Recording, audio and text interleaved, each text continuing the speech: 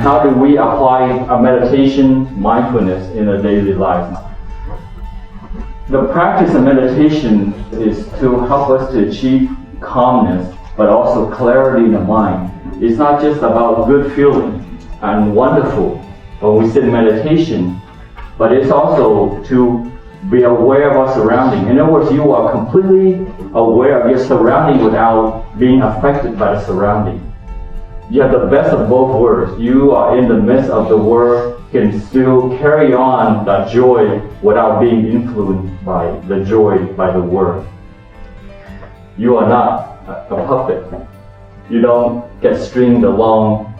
In other words, you don't feel overly exhilarated when you encounter something wonderful that you like, or you don't get emotional about things that you might not like.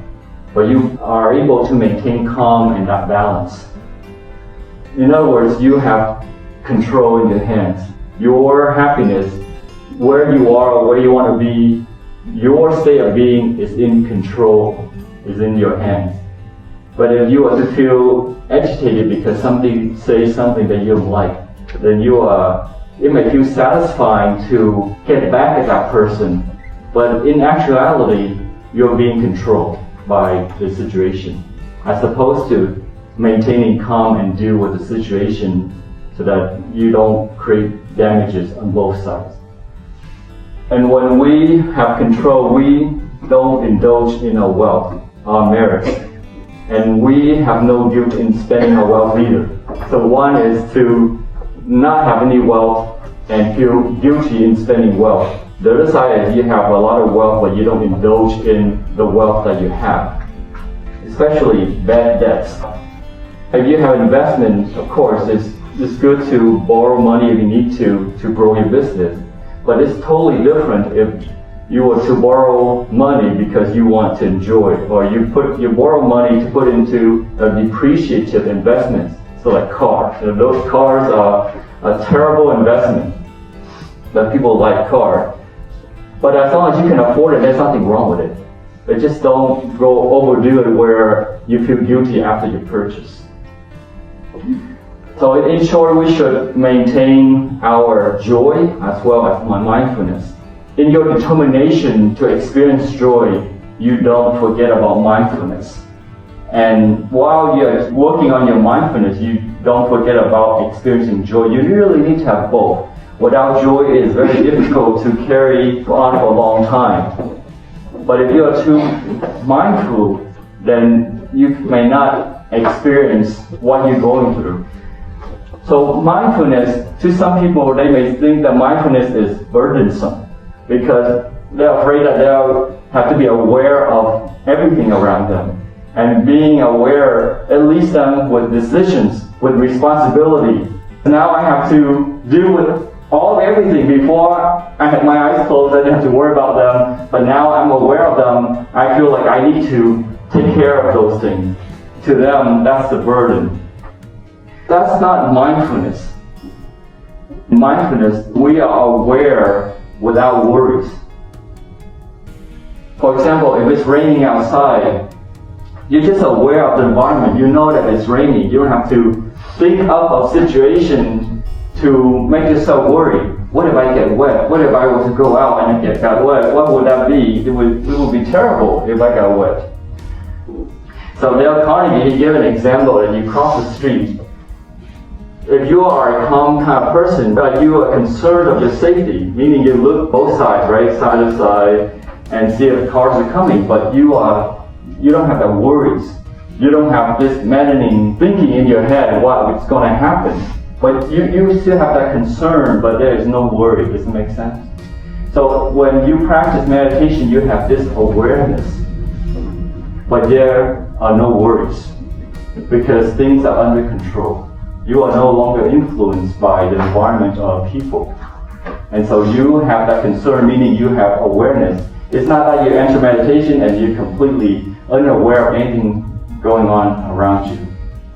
When you practice meditation properly, you have this awareness, but also you know how to deal with things because you have insight.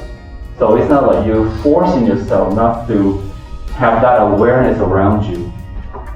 One thing is to be absorbed in meditation and not to know anything. What the proper way is, you have this awareness, but yet you are undisturbed by that awareness. Okay.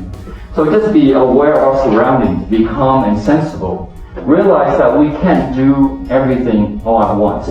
We recognize there are many things going on around us.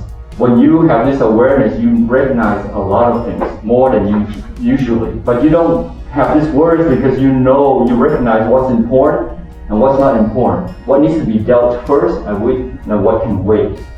That's where insight comes in. You have this awareness, you know what's going on around you. But at the same time, you have this wisdom, this insight that allows you to make decisions, how to deal with things properly. So how do we apply mindfulness in a busy life? Mindfulness means you have to take the time really to observe things and not to rush through things, such as smelling the roses. Don't just drive your car by and stick your head on the window and say, I'm smelling the roses, see ya. So some people are concerned because they're so busy that it doesn't take too much time just to smell the roses. We are so busy that none of us really have any kind of time to really stop to smell the roses because we are so busy. But it's not necessarily so. We don't have to smell the roses or look at the flowers. When you are busy in your office, for example, you can look out the windows and observe. Just calmly observe things that are going around you. You can observe the traffic flow, observe the people walking by, and in your office, maybe look at your surroundings. Maybe look at the beautiful walls, the paintings on your wall. You don't have to smell the roses, but take some time off from your busy schedule, very hectic. Just kind of stop for a moment and just regain your awareness. And that regaining of awareness can be very refreshing, because in that frantic lifestyle of planning and very hectic day, but you can just stop and breathe deeply, it can be very refreshing. Take a few minutes off from the furious race of thoughts and frantic planning. For example, if you have written an email, don't just immediately press send, but kind of take maybe a minute or two and wait, see if maybe there are other thoughts that may arise that may make your email more complete. And you can maybe add quality to the email as well. And this way, you are practicing mindfulness. We may not be able to sit in meditation hall day in, day out to practice meditation. But the more times that you conscientize to that mindfulness, you remind yourself of being mindful, the more continuous of your mindfulness becomes. Just like a discrete pearl. By itself, you cannot make a string out of it. But if you want to integrate all the pearls into a string, then you just connect them. So every time that we conscientize to awareness, we are creating a pearl and we're connecting them. Before we practice meditation, we didn't have any kind of awareness. But now that we have awareness, maybe every 6 hours we remember, I should be mindful. And slowly it increased to every 3 hours, every 2 hours, and now it could be maybe every hour, and then every 30 minutes you automatically remind yourself. And so when you do that, you are more integrated. You string that pearls together and now you have a beautiful necklace. Just because we can't sit in meditation hall all day and we have a busy schedule to deal with, we can still remind ourselves every so often to have that integrated personality. When we practice mindfulness, we prevent ourselves from being carried away by our own wandering thoughts and worries and maybe hectic mentality, thought process. So when you stop for a moment to preventing yourself from being carried away, you will realize that the problem is not that bad. It's that when you're in the midst of a problem and you are mentally or emotionally involved, you are magnifying that problem. But once you take a step back to take a look at it, it's not a big deal because you have found a solution to it. So usually when you take a step back to kind of take a look at the totality of the problem, you can usually find a solution. There's always a solution. Let's say, for example, that you are the manager in the group, and somebody, so your subordinate, is saying that, this is my responsibility, you don't need to look into this problem, I have it all handled. And besides, this is my suppliers, you don't need to worry about it.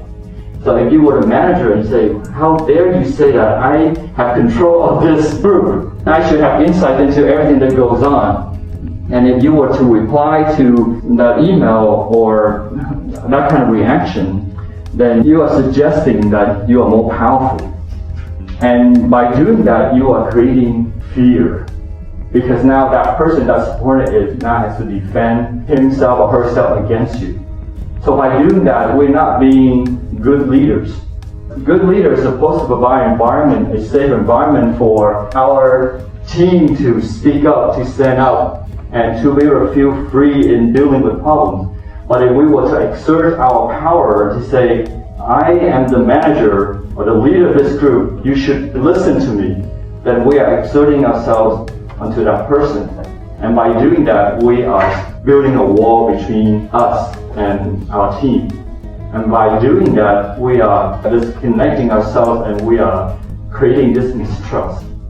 Maybe one way to do is to call that person and say, hey, this is what I meant. Okay, we should work together. You're right. I don't need to dive into every single problem. This is your area of responsibility. You can have that. Let me know and provide me the information I asked you. And I respect that. By doing that, you are creating this trust that you are not exerting your power, your authority over that person. When we take a step back and we don't send that email or to say, how dare you say that to me when I'm your boss, but you take a step back to say, as a leader, what should I do? What is the leader to do in this situation? And then you realize that, why did I want to exert myself onto that person? It's because of our egoistic drive. But at that moment, we didn't realize that our ego was under attack. We were threatened by that kind of response. Thinking that we should have control of the situation, but in actuality, we were protecting our own self, our ego, because we felt like our ego was under attack.